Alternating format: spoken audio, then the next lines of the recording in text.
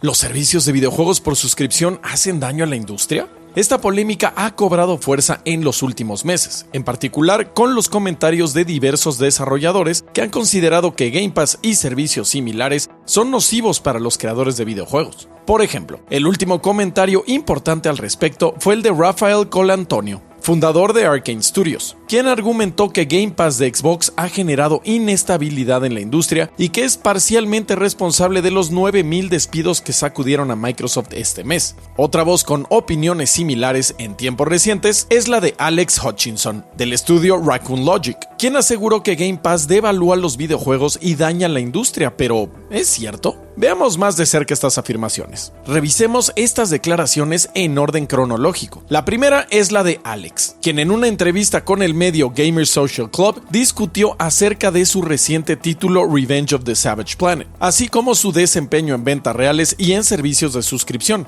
Hutchinson aseguró que sus ventas han sido buenas y que alcanzó 1 millón de usuarios en su juego. El problema, muchos de los usuarios vienen de Game Pass, el servicio de suscripción de Microsoft, que muchos considerarían espléndido porque permite que más gente pruebe el juego sin que implique que las ventas se reduzcan. Pero Hutchinson piensa que no todo es miel sobre hojuelas. Hemos visto un rápido crecimiento en las listas de deseos y mucha gente jugando en Game Pass, que es en donde se ha concentrado la mayor parte del tráfico. Pero las ventas también han sido buenas. Siempre se ha tratado de encontrar el equilibrio entre difundir el mensaje y realmente intentar mantenerse en el negocio y ganar dinero. Los videojuegos son carísimos de producir y hay mucha competencia.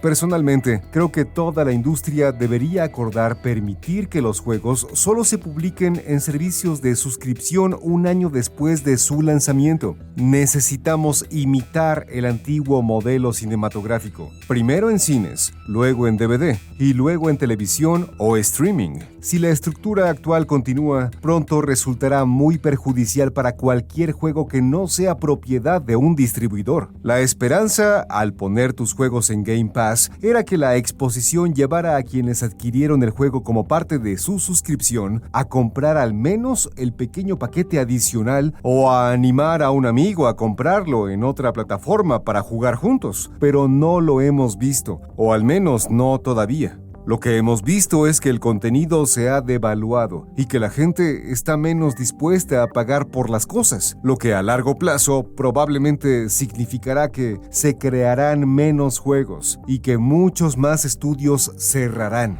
Sin duda, esta es una de las críticas más significativas al modelo de Game Pass y PlayStation Plus por parte de un desarrollador que conoció el éxito cuando lo aprovechó para su juego. El problema, como lo explica el propio Hutchinson, es que los juegos pierden su valor individual y se convierten en parte de una especie de paquete, de la misma manera que ocurre con las series de Netflix. Sin embargo, hay que aclarar que esta devaluación es muy diferente, porque es mucho más caro desarrollar un juego y también comprarlo, y por eso, actualmente esta industria es mucho más grande que la de la televisión. Es tan simple como que la gente percibe mayor valor en un videojuego al que presta atención y dedicación que en una serie que, como en Netflix, está hecha para hacer ruido de fondo. Lo que Hutchinson está diciendo es que si los videojuegos se vuelven ruido de fondo, están condenados a una devaluación aguda. Claro que eso no es todo. Veamos qué comentó Rafael Colantonio, fundador y ex integrante de Arkane Studios. En un hilo subido a Twitter en el contexto de la discusión sobre los despidos masivos en Microsoft, Colantonio dijo: ¿por qué nadie habla del elefante en el cuarto?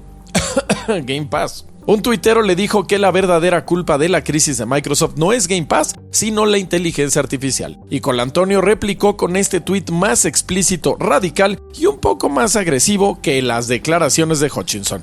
Creo que Game Pass es un modelo insostenible que ha ido dañando cada vez más a la industria a lo largo de una década, subvencionado por el dinero infinito de Microsoft. Pero en algún momento la realidad tiene que golpearnos. No creo que Game Pass pueda coexistir con otros modelos. O acabarán con todos los demás o se rendirán.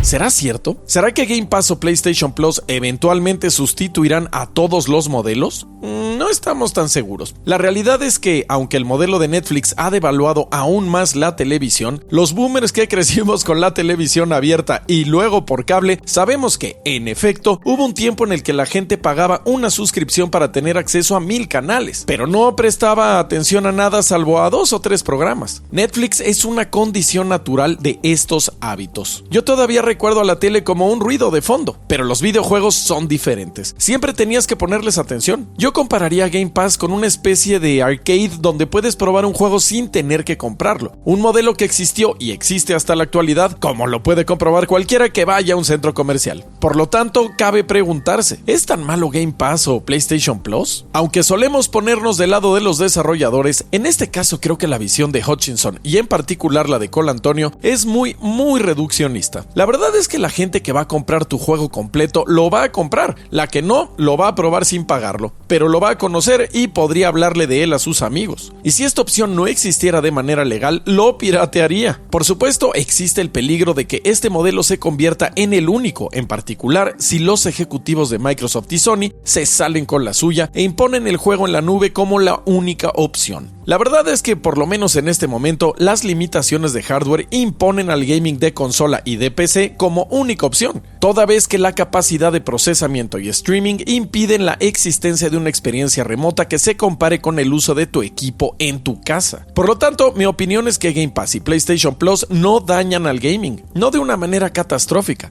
Y tienen razón las réplicas a los tweets de Colantonio. La inteligencia artificial es la verdadera amenaza fantasma. A la par, vale la pena contrastar las opiniones con información de mercado. Por ejemplo, Matt Piscatella, analista de Circana, reveló que el modelo de suscripción de videojuegos alcanzó su punto más alto de ingresos en Estados Unidos durante mayo de 2025. Esto se suma al tercer mes consecutivo de crecimiento, lo que indica que poco a poco está saliendo de ese periodo de estancamiento. Desde su perspectiva, el analista señala que, en este momento, servicios como Xbox Game Pass y PlayStation Plus ni dañan ni benefician a la industria. Básicamente, quedan a mano. Sin embargo, momentos después pone el dedo en la herida, porque expone que son solo 10 juegos como servicio los que devoran la mitad de las horas de juego registradas en los ecosistemas de PlayStation y Xbox. ¡Solo 10! El resto de tiempo se reparte entre centenas de miles de juegos. Entonces, ¿dónde está el enemigo realmente? En nuestra humilde opinión, y sabemos que nuestro público tiene todo el derecho a disentir, el modelo es potencialmente perjudicial si se convierte en único. Pero como parte de un ecosistema variado que va desde comprar un juego hasta solo probarlo, no puede hacer tanto daño. Y de hecho sirve como una herramienta publicitaria y de difusión. ¿Tú? ¿Qué opinas? ¿Game Pass y PlayStation Plus dañan a los videojuegos? ¿O los desarrolladores exageran porque sienten que todos los usuarios que prueban sus juegos deberían ser ventas? ¿Estamos olvidando algún otro aspecto dañino de dichos servicios? No olvides comentar, darnos like y suscribirte para el mejor comentario de videojuegos solo aquí en Level Up.